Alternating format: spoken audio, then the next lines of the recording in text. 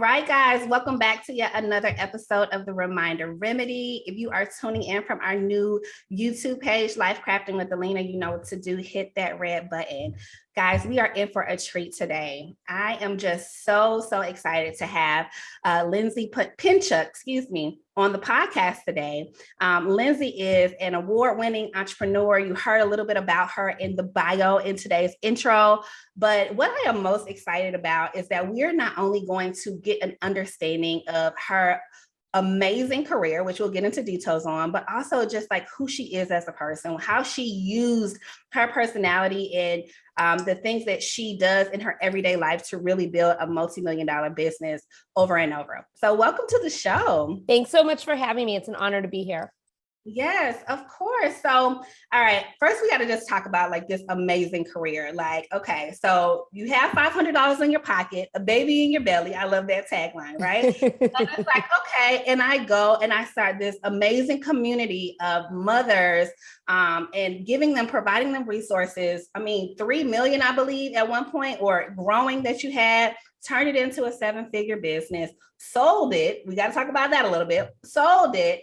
And now I've seen you have appearances on some of the most popular news channels, reviewing some of my favorite kid toys. I just think your career has been so dope. So I want to know, out of all the things that you have done, what is like your favorite thing to do right now? Right now, Right now, my favorite thing to do is my podcast, truly. Okay. I love meeting new people and I love talking to people.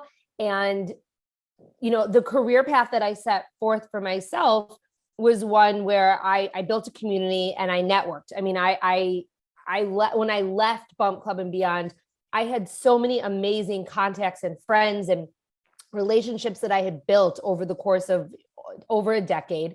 Mm-hmm. And when I started podcasting, I really was able to share the stories, not only of many of those people who I very much respected and, grew to know over the course of that time. But I also have been introduced to so many amazing people like you and, all the people that I have on my podcast that I never would have met otherwise. And I love having the conversations and I love learning from them. Yeah. I think that I would have to agree. Podcasting is like my favorite hobby turned job, I guess, because I just like the art of storytelling, right? It's like when you can get that one question in where they end up going down this rabbit hole and they're like, oh, I'm so sorry you didn't ask me. And I'm like, no, that's what I wanted to know. Like, of course. It's a beautiful thing. But I love that you talk about your relationships because that is something that I think, unfortunately, many of us have had to sacrifice either once we became mothers or even because of, our current landscape, right? Some of us still are not able to really lean back into networking events or kind of showing up places. And within my program, one of the things that we talk about in terms of creating, overall well-being is that relationships are really the secret sauce, right? Like they can open doors, but they can also just fill your cup. So when you think about some of the practical ways that over the years you've cultivated flourishing relationships, how you do it now, like what does that look like in real life? Yeah, I mean, so relationships have always been a key to my everything. I mean, not even just like my success, my everything. And it's funny because when I started my first company, Bump Club, I was always a natural connector. You know what I mean? Like I was always someone who, you would come to me and say, well, I'm thinking about this. And what do you think? And I would say, well, you know what? I know someone and let me reach out to them. There was always something that was just in my DNA. And so when I started Bump Club, the whole notion behind my first company was to connect expecting parents. It later became parents, but I was expecting at that moment. Okay. And so I wanted to connect myself with other expecting parents and connect expecting parents with each other. But what I didn't realize that what would happen is just kind of by showing up as myself every single day, I became friends with like all of my customers. Some of them are my dearest friends to date, my kids' friends' parents, which is amazing. And then as I started working with brands and just very naturally, I wasn't going into an office every day. I wasn't surrounded by people who I could bounce ideas off of. So those relationships and those clients of mine, I guess you would say, became my work family.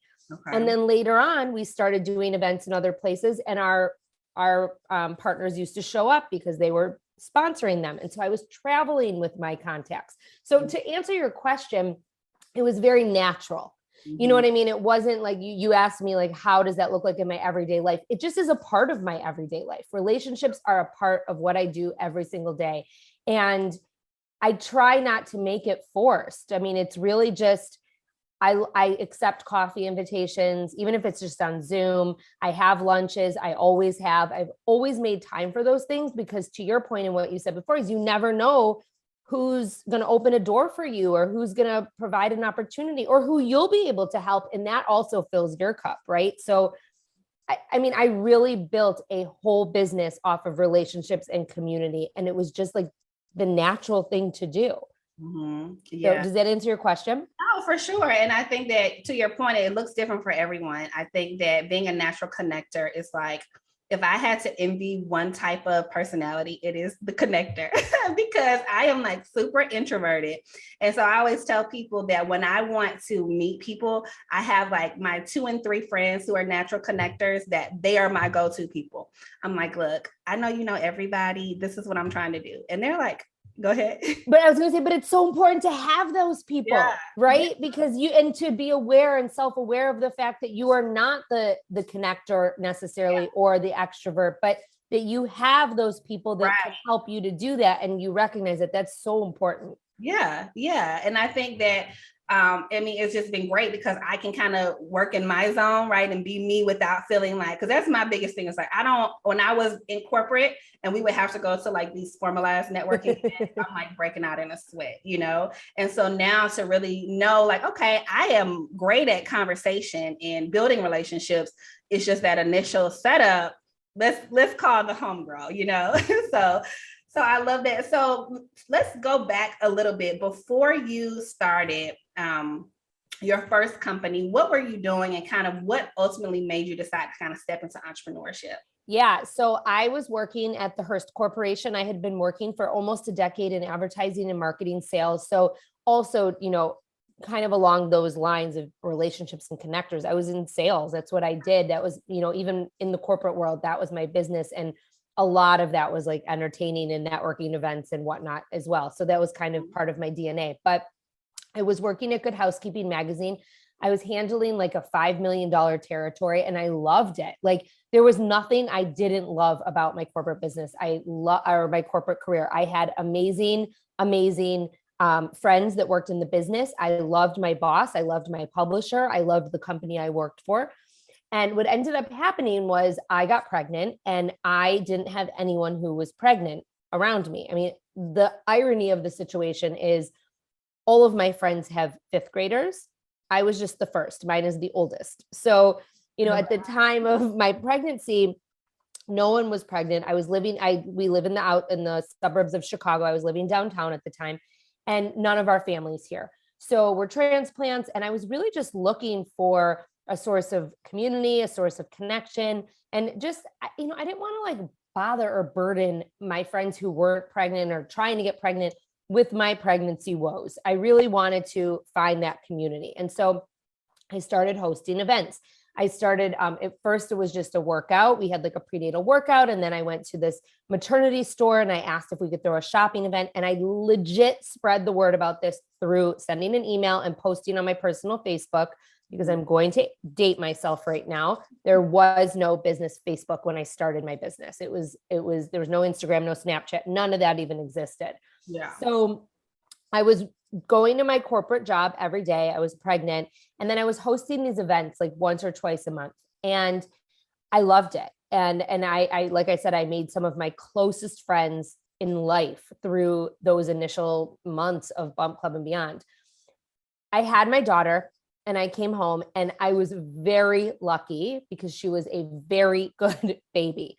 My second one was a little bit, she more than made up for that, because she still doesn't sleep 8 years later. But my first daughter was really such a good baby. She slept all the time, and she would just, be quietly in her swing and whatever. And so I was doing work on my company while I was home on maternity leave. When it came time to go back to work, I said to my husband, I really want to do this. I don't want to give it up, but I'm not quite ready to like give up my salary. Let's try to make it work. And I went back to the office.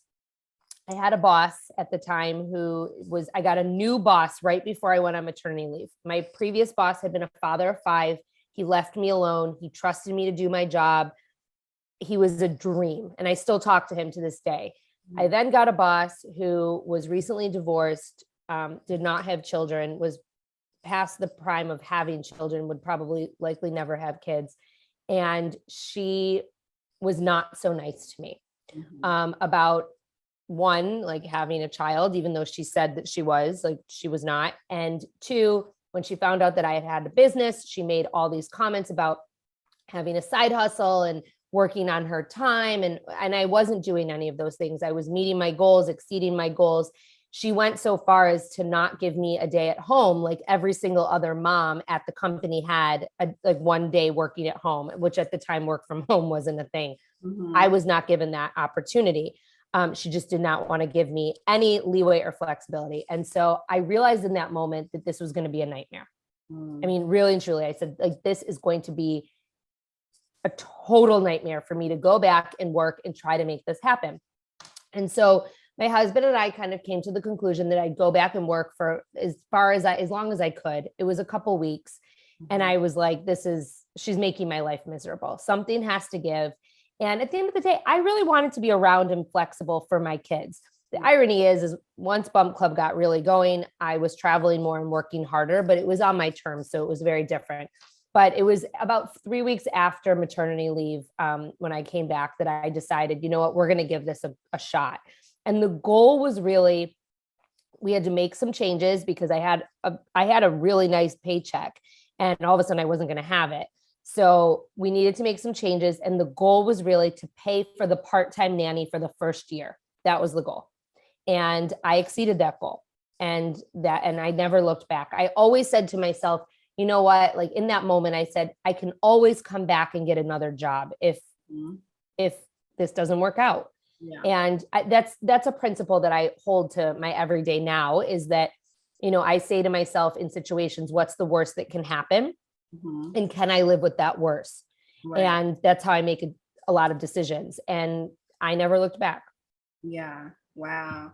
Now you brought up some interesting points, because I think that what you experienced with your work environment is still something that women as a whole deal with, right? It's that never ending battle between, like, do I work? Do I quit my job? Do I come home with my kids? I have 4 children under the age of 7. Oh my God, you're in it.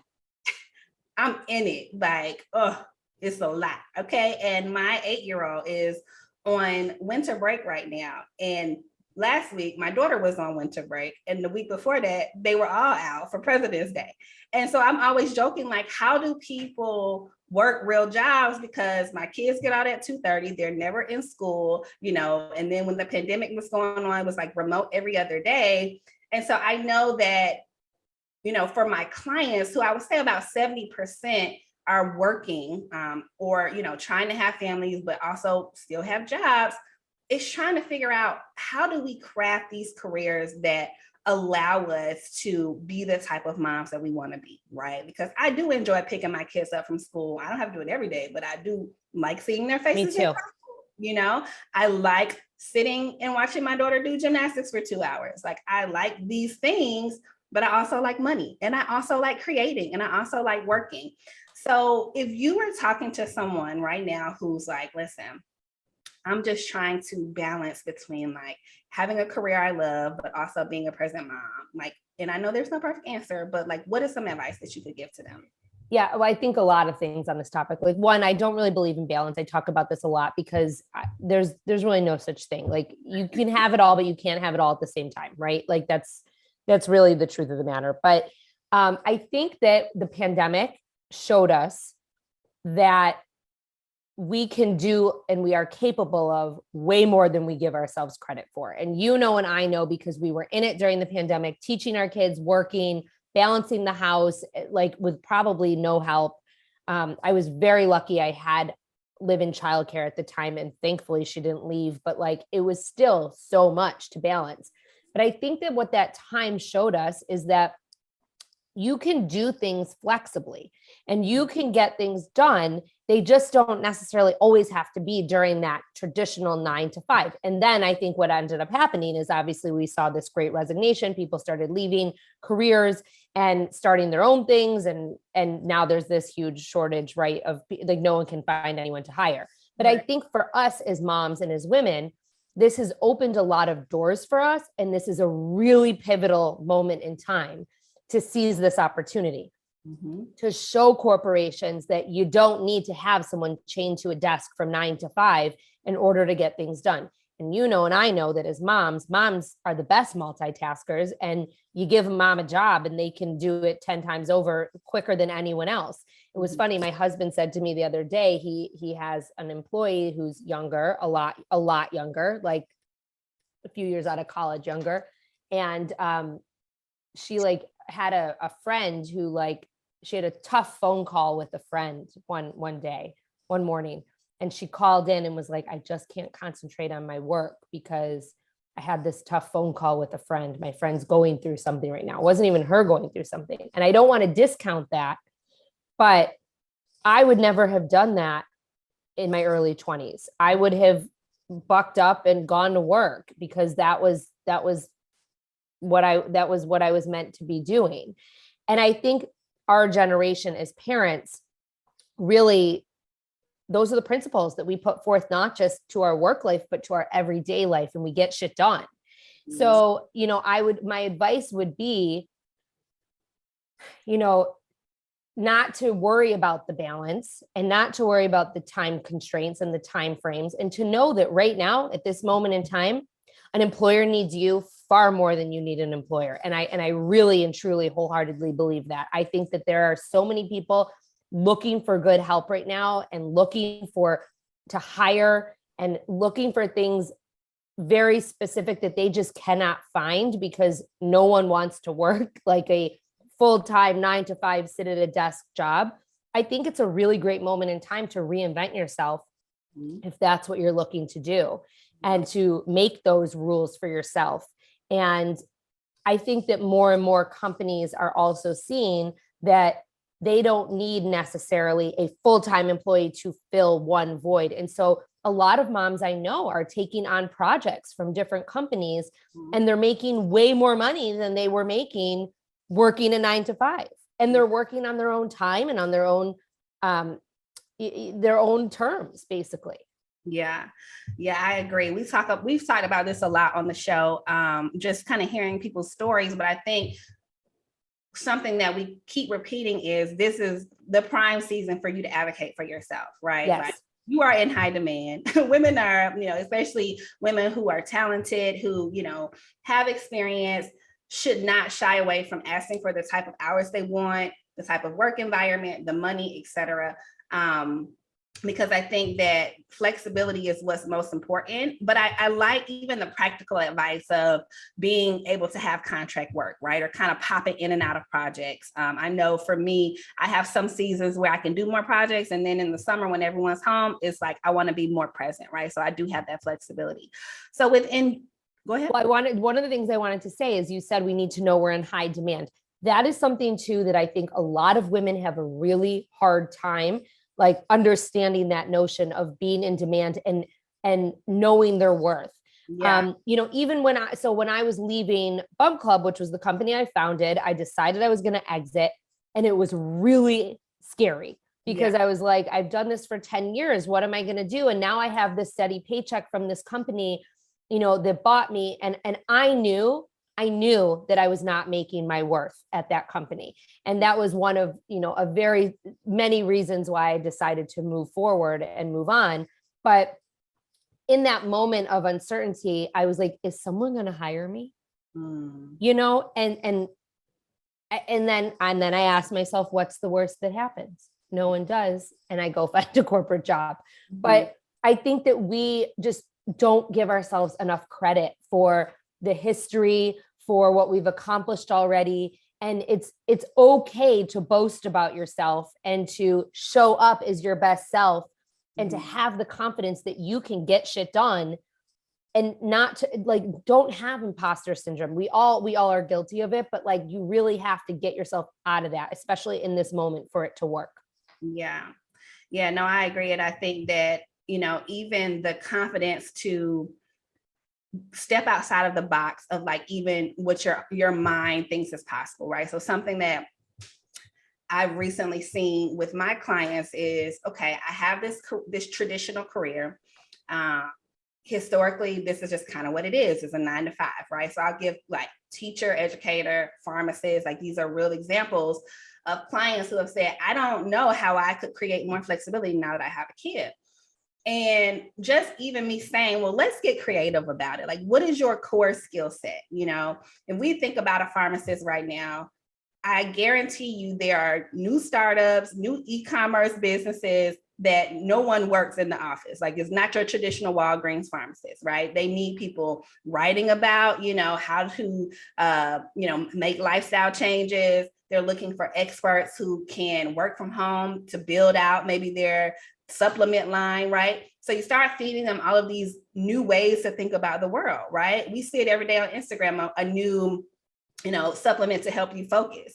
They need pharmacists probably. Right. And so, you know, it sounds like when you left your company, you started to think about how you could use your transferable skills to kind of build this next thing. So what was that process for you, and kind of what skills did you take from building BumpBox to now your career today? So, yeah. So, I mean, so Bump Club was really, like I said, it was a community focused business. And, you know, I showed up every day as myself, not on Instagram, because when I first started, there was no Instagram, but, you know, at our events, on our website, I shared things about my pregnancy and motherhood that maybe people wouldn't have shared at the time. I mean, now everyone kind of overshares, but at the time it wasn't really the norm. And so people really gravitated towards me and towards wanting to be a part of what I was building and coming to my events, because I was putting myself out there. And I didn't realize it at the time. Truly. I mean, I didn't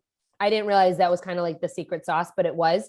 And later on, and looking back, I was like, that is what started my business. And so when I decided to leave Bump Club, you know, now I have a marketing consultancy and I'm helping female founders. That is my goal, is to help female founders and brands with their own success. And I literally, you can see on my Instagram where I changed over, because I had my logo like splayed across the Instagram. My personal Instagram turned into my business Instagram. And I just started showing up, and I started showing up and sharing tips and being myself and being really open and vulnerable, not only about the successes of building my business, but the failures.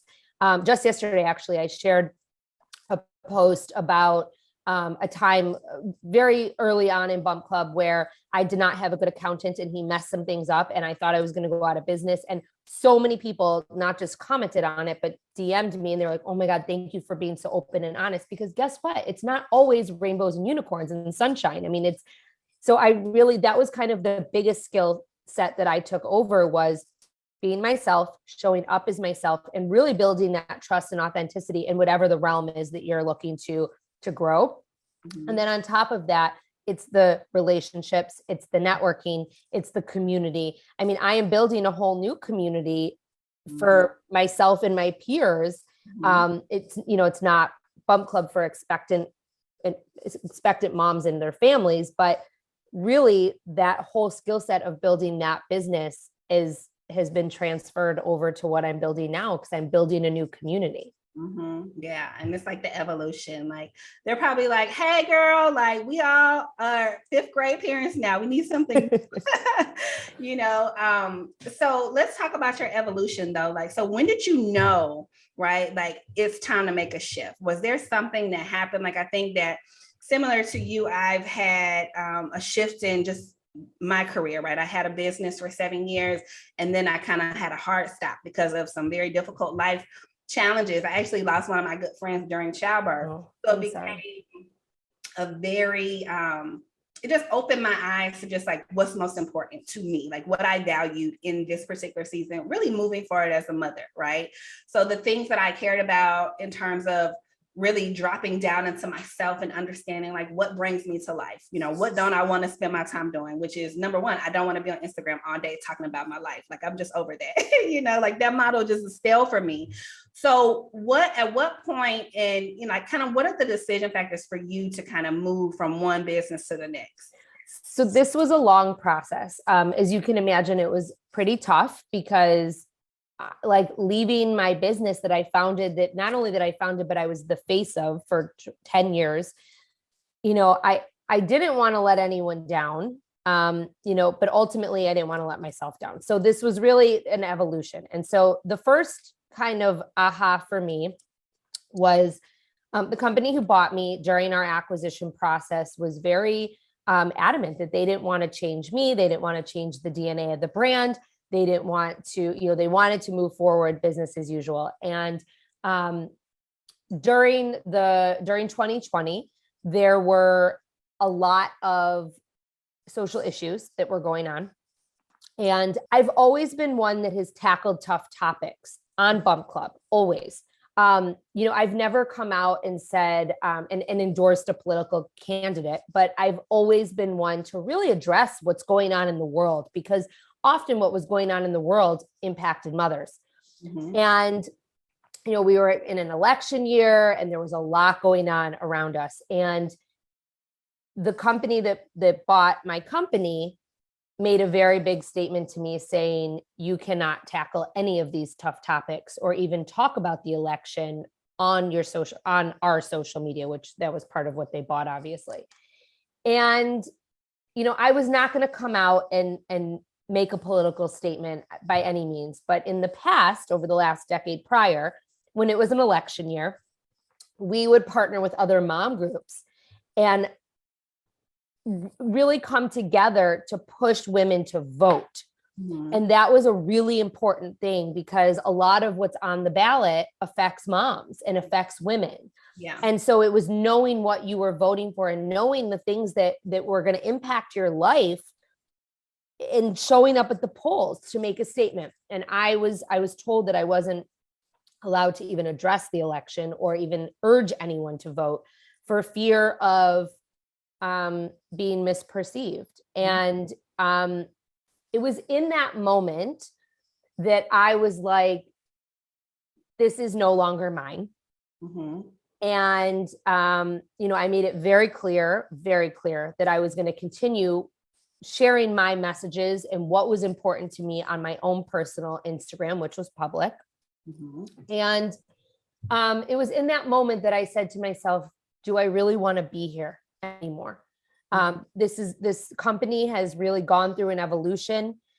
It was mine. I built it. And it became what it was because of me, and it's not mine anymore. And I'm not sure that I'm not sure I want to be a part of something that I can't be myself and say the things that I want to say, because that was the foundation that the company was built on. And for sure, there were disagreements, you know, before my acquisition on our social media amongst people, but that's part of life and that's part of conversation. That's part of motherhood. And it wasn't even always on social issues. I mean, we had a lot of hot topics on vaccines before there was COVID, on formula feeding and breastfeeding, on cloth diapers and disposable diapers. I mean, you name it, there were discussions about it. And so that was really the first time that I was like, am I ready? Mm-hmm. And that was kind of what started my thought process. And it took a while. It was really hard to let go. And I had to get to a point where I was like, I'm okay with whatever happens to this company. Mm-hmm. I'm not in control anymore. It might go away. It might flourish and be a wild success. Who knows? But I have to be okay with not being a part of it. Mm-hmm. And once I got to that point and I let them know that I was going to leave, it still was like 5 months, 6 months before I actually did. It was a kind of a long process trying to figure out what it was going to look like when I left. Mm-hmm. And we came to the conclusion that I was going to be a consultant, and I consulted myself out. So it was like 10 weeks of me consulting, 8 to 10 weeks consulting, 8 to 10 hours a day. And that was kind of how I exited out.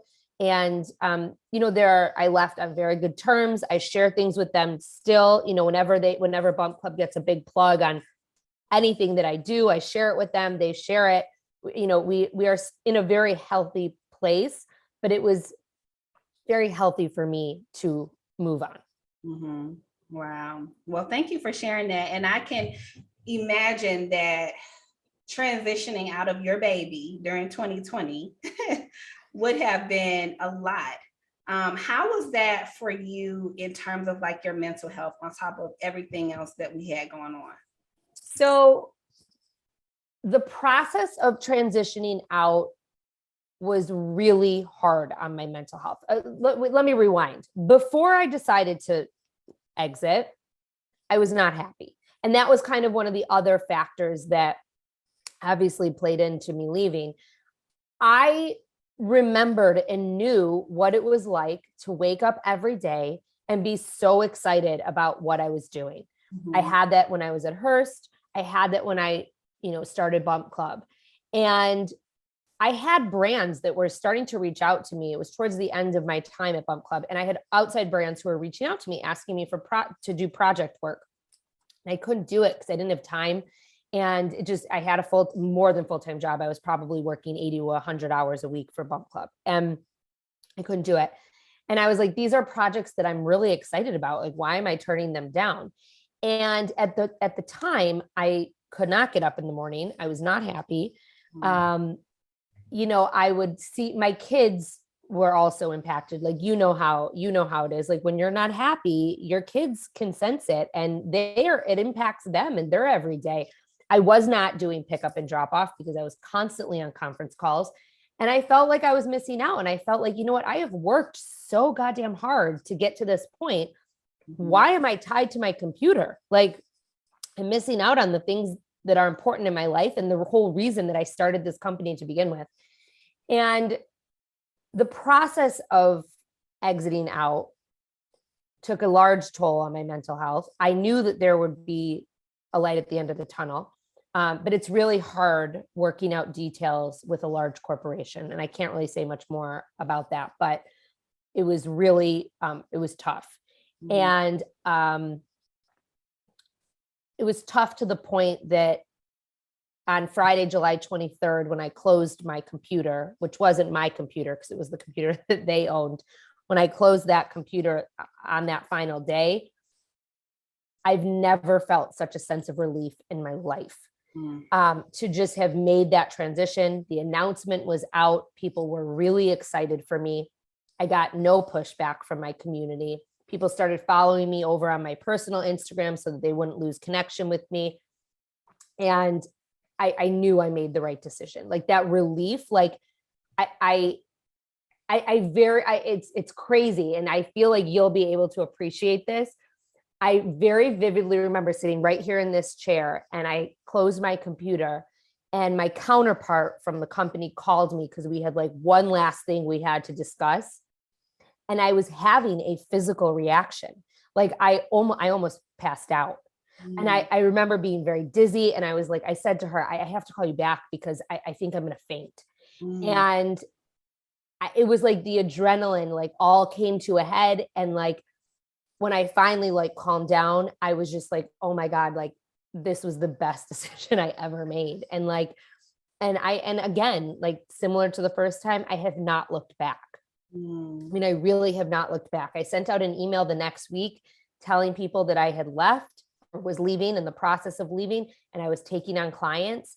And 4 weeks later, I sent out my website, and I had 3 or 4 clients by the end of the month. And I have continued to do that. And I knew, like, I know now that this was like this was the right decision for me. Yeah.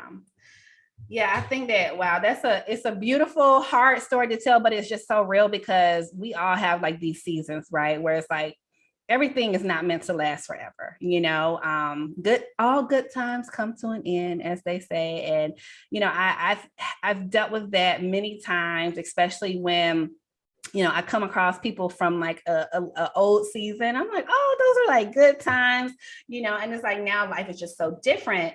But from the moment that you closed your laptop, right, during that 4-week period, did you just throw yourself back into work so that you could not feel or go through it? Or did you have a moment of like stillness and pause? I did have a moment of stillness and pause. So there was, I had already been like working on my new website, and I had already been like telling people on the side what was going on. A few people knew.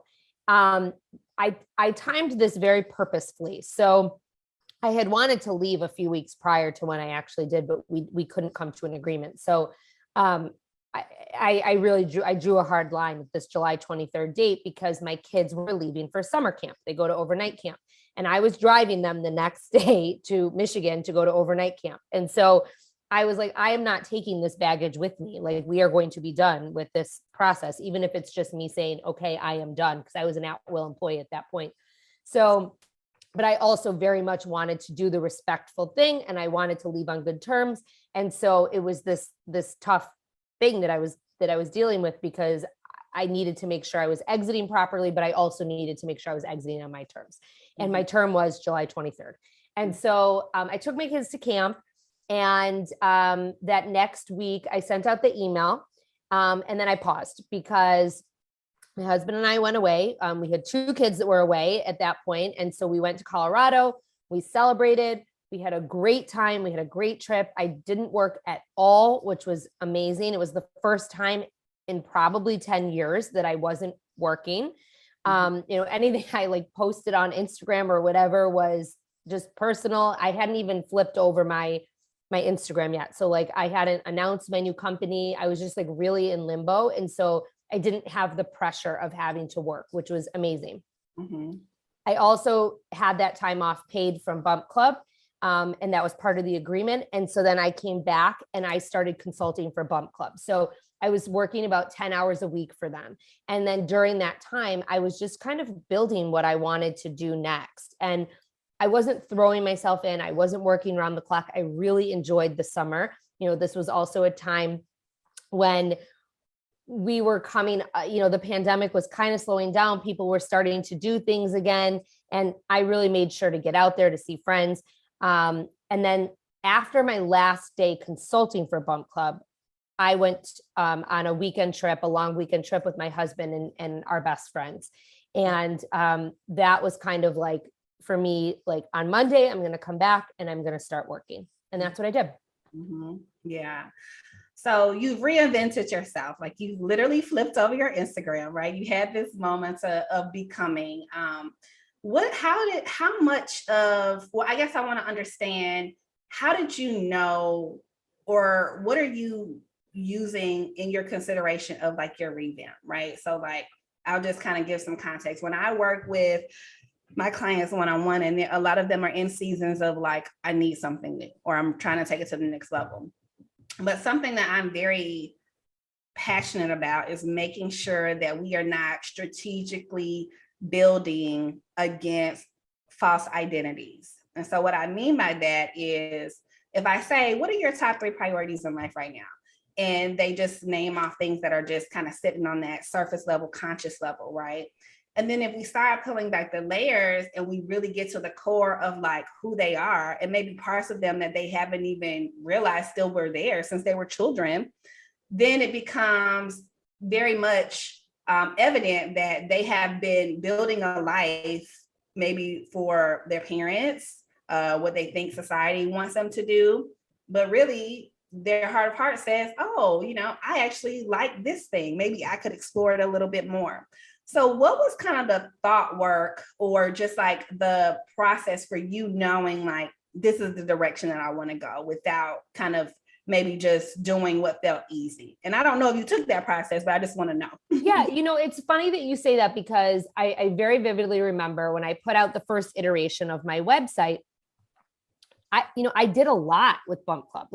Because when you're a founder, like, you're doing everything. So like, I have the experience of founding and growing and scaling a company, but I was also in charge of our content, our social media, our marketing. But I also, for a while, ran operations, which I'm not good at all. And that's part of, why I hired people and then I sold it so I wouldn't have to deal with it. But like, so when I first kind of was like, what do I want to help people with? Mm-hmm. there was a long list of things and that I was able to do. And so to answer your first question was, how do I want to impact the world? Like that was very, yes, that was my first question was, how do I want to impact the world? And I knew very immediately, even before I put it out there, that I wanted to help other female entrepreneurs. That was something that I'd always wanted to do. And I knew that I would also take on consulting clients as well. But at the end of the day, I'm really only working for female founded brands. So even the bigger ones are female founded. So, that was my first thing was I want to help female founded brands. I want to stick to my small business mantra, which was always something that really kind of went through the DNA of Bump Club, was supporting small business. That was always really important to me. And I last December, so like the December before I quit, so I guess a year and a half ago, I had been listening to How I Built This with Guy Raz, and it was the story of Soul Cycle. And Elizabeth said something to the effect of like, there's no blueprint or handbook to selling a business. And I was like, oh my God, yes, like there is no blueprint or handbook to selling a business, but there's also no blueprint or handbook to founding a business. And that was really the notion behind my podcast, Dear Founder, was I really wanted to share founding stories so that other founders didn't feel alone. So that was kind of the notion in my head of like what I wanted to do. I remember very vividly, I sent my first website to my best friend, who is a freelance writer. She's incredible. And she said to me, Lindsay, there's too much here. Like, you can't do all these things. You can't be, but I was like, but I know how to do them. And if someone comes to me, I want to be able to do them. And she's like, you got to pick like 3. And so that was essentially what I ended up doing, was I kind of culled it down. But one of the things that I do is I help other entrepreneurs to start their business. And that is often like a very tough thing, was like, how do I get started? Right.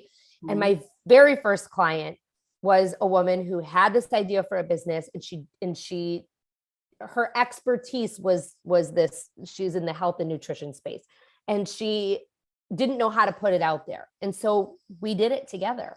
And so that was really kind of what we did. And that laid the groundwork for all of these different facets that I can now help other female founders with.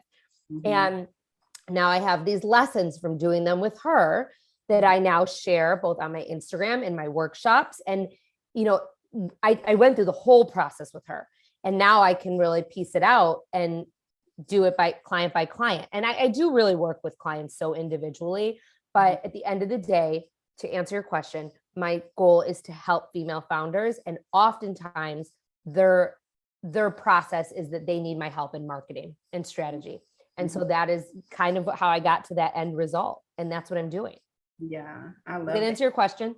Yeah, it answered it perfectly. And so how does that make you feel? Like when you go to sleep at night, do you feel like you're doing your best work in the world? Yes. Oh my God. Like, it's not even when I go to sleep at night. It's when I wake up in the morning. I'm so excited for what the day has to offer. I can't wait to get out of bed and to get started. And I love when I'm like teaching a lesson. Like, I just ran a workshop. I just finished my first workshop. We have one more Q&A session left. I had 40 people take it. It was really a test. I was testing it out. And when I get these DMs and these emails from these women who are like, oh my God, like this was so helpful, I just didn't know. And this is what happened because I implemented your X, Y, and Z strategy. I'm so excited by it. And then now to see this client of mine on Instagram flourishing, and knowing that she has so many of her own clients, she can't keep up because this is actually a side hustle for her right now. I'm like just floored. And there is nothing better in the world than watching someone else succeed, but also watching someone else succeed, knowing that you had a tiny little part in helping them. That is the best way to fill your bucket. Oh, for sure. Like, my clients text me probably every day, and they always say that like, this is just as much yours as it is mine. And I really feel that way, it's just like birthing a baby over and over again, no pun. It's amazing. Right. So talk to me a little bit about motherhood for you. What has that journey been like, and kind of how do you manage your day to day? Like, how has it allowed you to evolve as a person? And I know that's just such a broad question. Yeah. But I'll let you tackle it. It's so interesting because with Bump Club, motherhood was part of my job. You know what I mean? Like I built this career off of being a mom. Yeah. And so I was very much going through motherhood publicly. I now don't share a lot. Like people think I share a lot, but no one ever tells me to like, you overshare, but people do think that I share a lot, but I actually don't. And that's like the beauty of me being good at what I do, is making people feel right. Like I'm sharing everything, and I'm actually not. And I don't share everything because now my kids are 8 and 11, and I feel like they're people and I don't want to share things that are private to them. It's very different than like what food they were eating, 10 years ago. Right. So, when I first became a mom, everything I was doing was on public display, and that was my career. And working, I always knew I wanted to work. I always knew I wanted to work. I was never going to be someone who was going to stay home. And I give so much credit to the women who do, because I know I couldn't. Yeah. And I will say, like with Bump Club, there were definitely times that, I was like, oh, like, am I doing the right thing? I'm traveling a lot because I ended up like, we were working with Nordstrom and Target, and we had all these events, and I would travel sometimes 2 to 3 times a month. And I was like, am I missing out on things? But then my kids were so proud of me, and they were always like, well, my mom owns Bump Club, and they would see someone pregnant and they'd be like, you need to go to Bump Club. Or like, I would catch them playing Bump Club in the playroom. And like, I was like, I know I am doing something right by showing them this. Right. So that kind of like season of my life, when I was working at Bump Club and being a mom, and my kids were there, like they were kind of like they were very much a part of it, whether I liked it or wanted them to be or not. Like they just were. Now it's a little bit different because they're a part of my life. And the way I share about them is really that everything I do in my life, and I know you can appreciate this, is for them, and it's with them in mind. It always has been, but like even now more than ever. And I made this change, this second career change, so that I could be present for them more. And it's funny because I thought like, as they get older, it'll be easier, but it's not. It's harder. And it's also, you want to be around more because you want to make sure you're guiding them and creating good humans. Right. And I don't want to be missing from their everyday. And so to your point, like I do love picking them up every day. And I do, like, it's in my schedule. I don't schedule things, during that time. It's very rare. And I really carve out the time that I want to be with them, because I want to be with them. Like I have childcare, I have help. And I always say to my childcare, like, just so you know, like, I'm not one of these absent parents. Like I want to be with my kids, and you're here so that you can help me during the moments when I can't be with them, so that when I'm with them, and I'm like present and impacting them and not thinking about anything else. And so I guess that's kind of like, I know you asked me a very broad question, but that's kind of how I look at this, is that, I'm very reliant on my team, meaning the people in my life and my community. And, I in my village, like I don't have family where I live. And so I very much rely on my childcare and my friends and our neighbors and my husband, to make this work. But I have made it work. Talk about that a little bit though, because I think that sometimes we don't get behind the curtain on like how women are actually doing this. We just assume they're just like 10 hands. Oh, right? No, not and I think that something that many people deal with is similar to you, no village, right? Like we moved for our careers, or we're transplants in different places. So we're having to craft these lives based on the resources that we have. So like, just give us the real of like, who do you have on staff? Who's the village? Do you do your own laundry? Do you cook your own dinner? Because yes, I do. So I don't have anyone on staff. I have an au pair. We've always had an au pair, which a lot of people have a misconception about what an au pair means. Au pairs are actually through the agencies that are regulated by the government. They're girls that are ages 18 to 26. They can come over from their home country for an exchange for up to 2 years. And this has been an amazing, amazing program for my family, because the childcare hours are flexible. And that's why we did it. Like I said, it's government regulated. An au pair from the beginning, or when did you bring her I got my first au pair when my first daughter was 2. So it was like 2 years into Bump Club. Okay. So, and I've had an au pair since. And you have one now? I do have one now.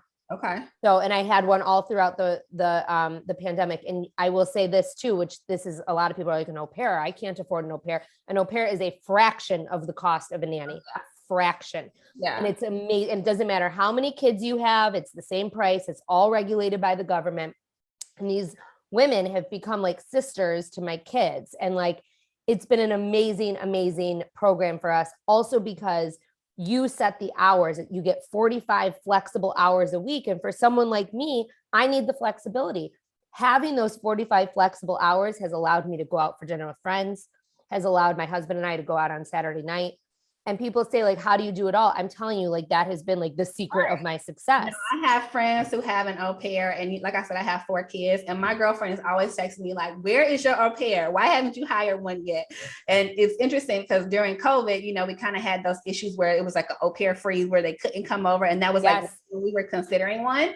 But it's still on my to-do list. So and yeah, you should make it happen. It will change your life. And so that's been like the one, like really big, like secret sauce that like the au pair has been really helpful. But to answer your question, that is like my staff. Okay. I don't have a staff, and now I don't even have a work staff. It's just me. I'm a solopreneur again.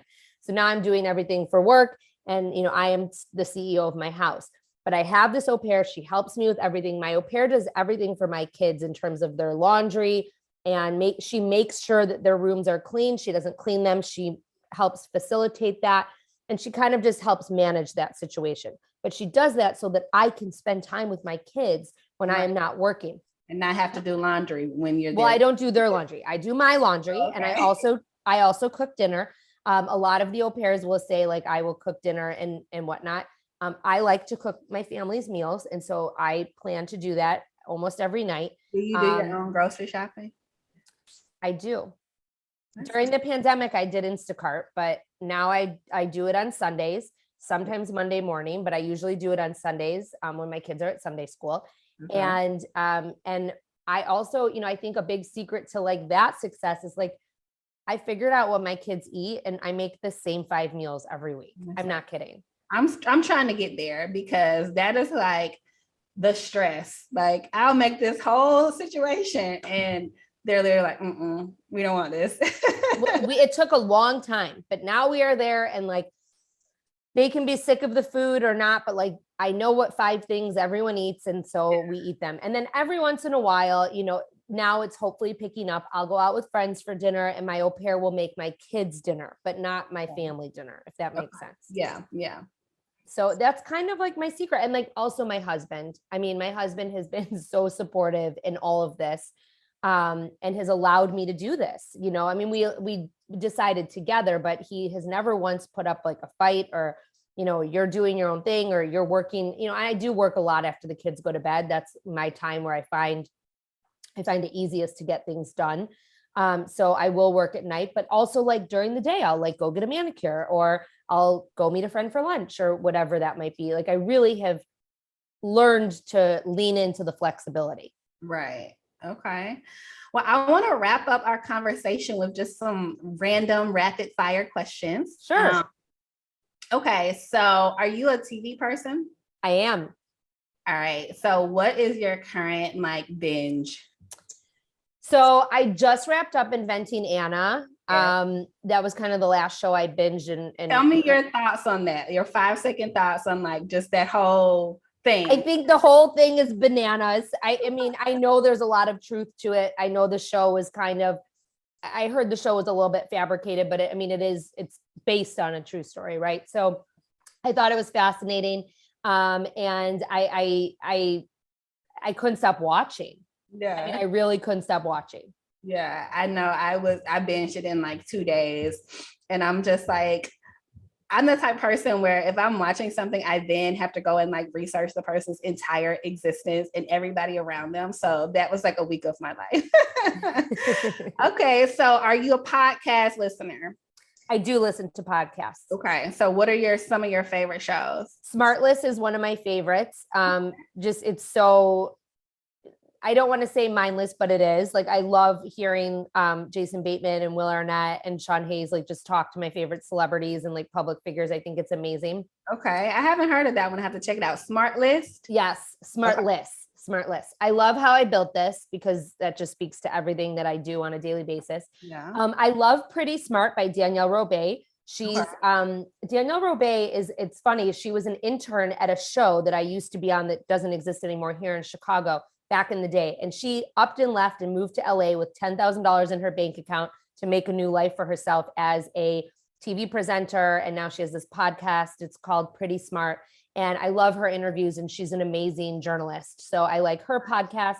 I listen to the Kathy Heller show sometimes. I took one of Kathy's classes and I think she's awesome. Just depends on her guest. So those are kind of my favorites, I would say. Okay. What is your favorite dish to cook? My favorite dish to cook. I don't love cooking, but my favorite dish to cook is salmon because it's so easy. Have you tried to make salmon in the air fryer yet? Yes, and it's so easy and awesome. Oh my God. Air fryer is my best friend. Everyone, that's another secret. Everyone needs an air fryer. Right. The best salmon just like cooked to perfection.